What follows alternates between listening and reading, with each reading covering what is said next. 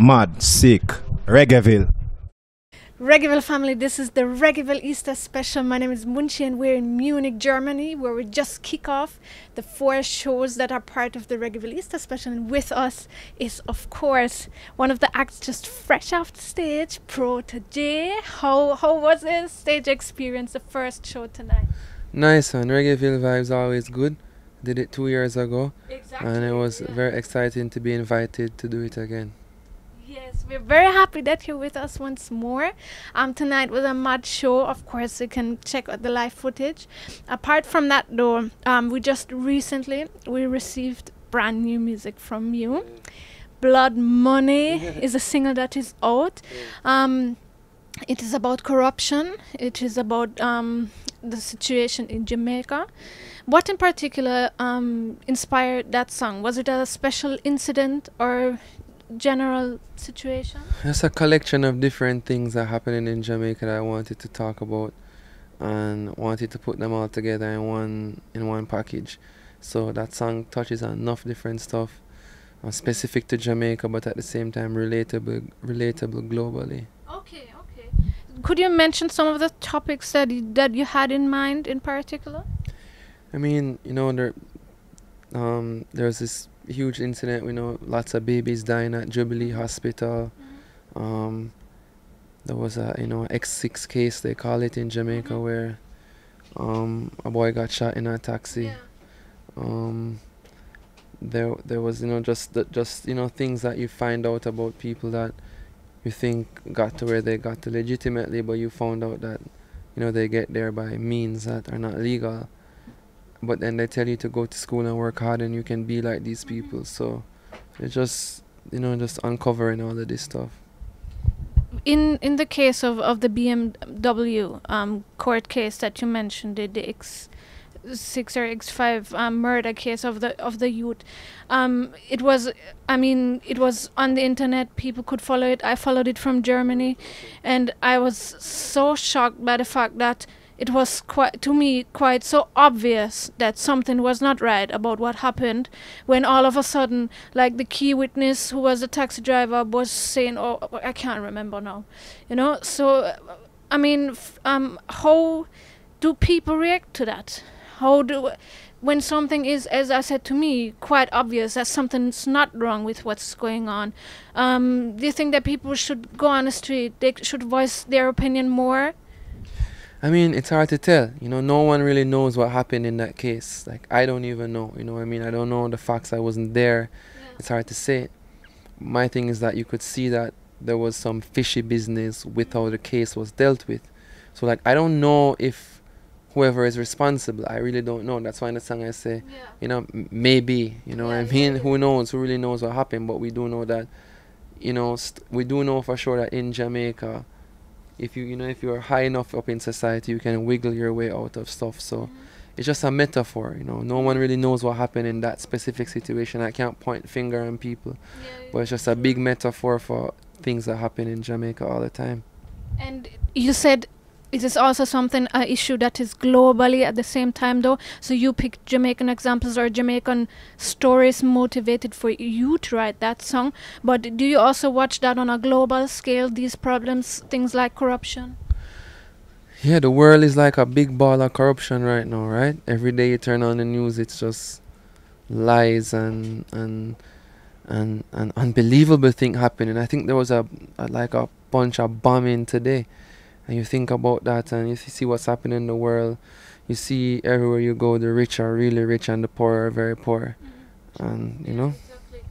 So, the Blood Money is when you just put out a single, I saw another interview you did in Jamaica where someone possibly was making a joke, but saying something like, how talk about the people in business, as in... do you think that was just a joke to say that, or do you think that could be something symptomatically for Jamaican society, as in, we know something, there might be some corruption, but how dare you as an artist expose that to the world? Well, I mean, as musicians, you have to make people uncomfortable. So if people are uncomfortable by it, then I guess I'm doing my job, and whoever is uncomfortable about it, then then it speaks for itself as to why. And you never felt like, oh, should I maybe not say that, or should I maybe put it in another metaphor, or say it differently because I might be uncomfortable to certain people? No, I don't worry about people when I do music. Okay. Yeah. Blood Money is the forerunner from an upcoming album, which you gonna be, or I guess you're working on it right now. You can probably give me the insight as to which part of the production process you're in. You're working with Winter James once more, that you work with for the Ancient Future. So what can you by this point tell me about the new record? I don't know anything about what you're talking about. No? No. So you just work with him for the single? Me and Winter link up, crazy stuff happens. Like, it's way too early to see and talk about what's happening. Like, if I have an album or what's going on, we just holding our vibes. I just linked him up because I went and did royalty free by myself, and my crew in the collective. And then, you know, me and him linked up back for Blood Money, and it's explosive. So we're just gonna have to see what happens next. I'm just touring right now and focusing on getting Blood Money out there. But, you know, you'll be one of the first to know when I have more news. Okay, all right, then, so we'll just stay tuned to that. But Blood Money, though, is something, when we look at Ancient Future, we see a record where you talked a lot about your inner feelings, your impressions, yourself, and then now Blood Money, we have something where you observe, where you make a social commentary on what is going on around you. Is that some maybe a new direction, or that was just the mood you were in at that point? It's a mood. It's a mood I'm in now. It's just a mood of what's happening in the world, yo. It's like, you look at it and you be like, oh, you know, I'm having all this success in my career and everything is going so good. And then you look on the world around and the world is crumbling, and like, what sense does it make to be in a good space when the world that you live in is falling apart? So it's like, for me, it was more like, right now, that's the way I'm thinking. My music is whatever I'm thinking. And it's like, no, I'm thinking less about like what I'm going through and just reflecting of what's happening around me. And Blood Money is a manifestation of that. And that's the mood I'm in. And naturally, the music will reflect it. So that's a very, very good observation, that the difference between Ancient Future and, say, Blood Money. But we'll see what formulates and what happens. But definitely, there's a focus on highlighting what's happening around me socially. Okay, interesting. So if there will be an album, then we can look forward to that. Right now, we're looking forward to the rest of the tour, because this will lead you throughout Europe and then also to England. You also have the nickname the British. Is there some special love for the UK? People always wonder how I got that name. You know, I have like a British phone number, Europe phone number, American phone number, and Jamaican phone number. So when I go somewhere, like, my friends will be like, yo, I need your number. So like in the phone it says Euro, it says Euro Digs, and for the British one it says Diggy British.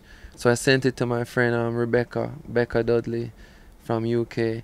So it's in her phone as Diggy British. So she just started to call me, hey, Diggy British, what's up? And then I wrote it and it just took off. My friends started to call me that and stuff. So I used it as my production name, as my producer name.